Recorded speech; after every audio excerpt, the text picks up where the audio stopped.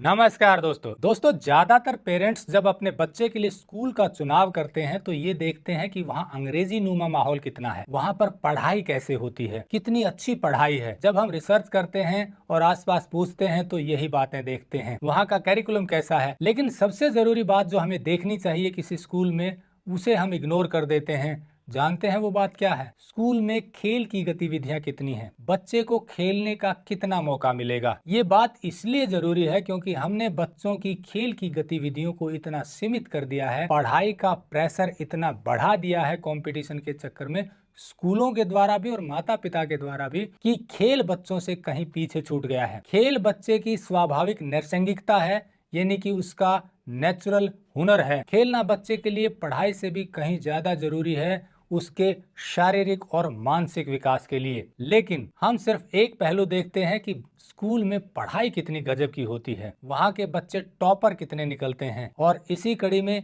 School पर भी pressure आ जाता है, उन्हें भी अपनी परफॉर्मेंस दिखानी होती है, अंग्रेजी नुमा माहौल बढ़ाना होता है।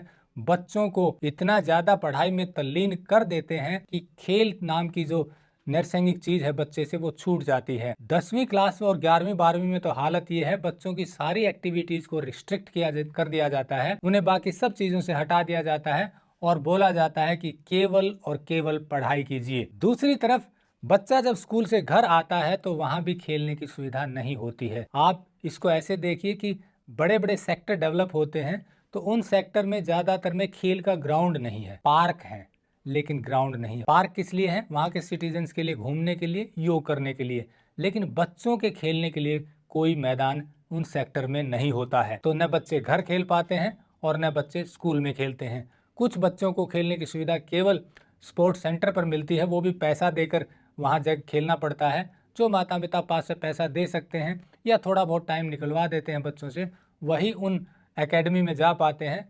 ज़्यादातर बच्चे न स्कूल में खेलते हैं और न घर पे खेलते हैं।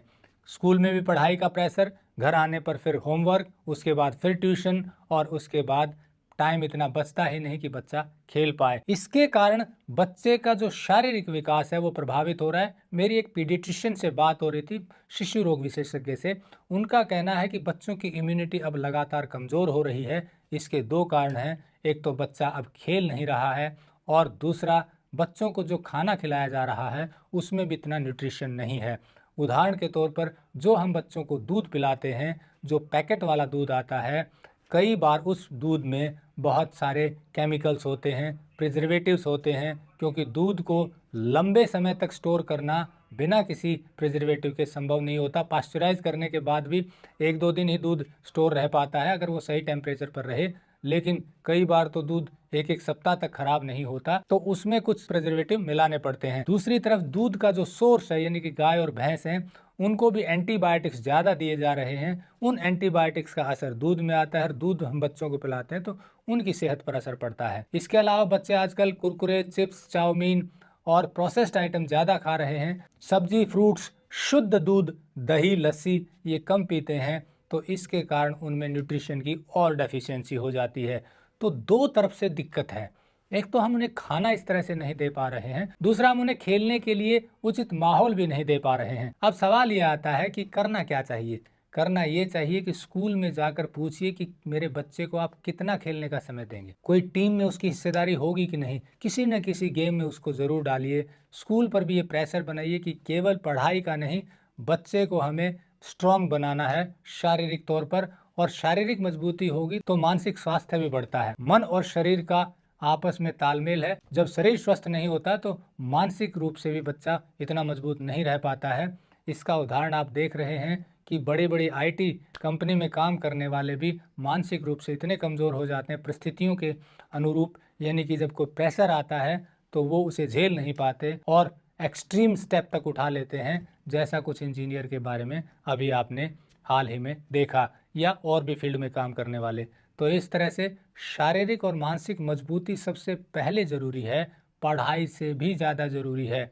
पढ़ाई तो ज़रूरी है ही, वो तो स्कूल करवा ही रहे हैं, लेकिन खेल को इग्नोर कर रहे हैं। तो ऐसे में स्कूल से कहिए और अपने आसपास भी बच्चों का खेलने का ग्राउंड डेवलप करवाइए। और सरकार से भी मेरा अनुरोध है कि जहाँ भी आप सेक्टर डेवलप करते हैं या जो ये रियल स्टेट में जुड़े हुए लोग हैं जो काम कर रहे हैं, इनसे भी अनुरोध है कि बच्चों के खेलने की कृपया जगह निर्धारित कीजिए।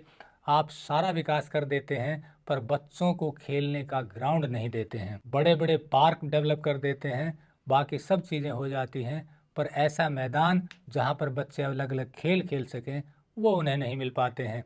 और दूसरी तरफ माता पिता भी ये भूल जाते हैं कि स्कूल और ट्यूशन के चक्कर के अलावा उन्हें खेलने का भी समय दीजिए। ग्राउंड न मिले तो वैसे खेल लीजिए, पर बच्चों को खिलाइए, उन्हें शारीरिक और मानसिक रूप से मजबूत बनाइए, क्योंकि ये उनकी नेचुरल प्रतिभा है, खेलना उनका स्वाभाविक गुण है। नमस्कार, जय हिंद।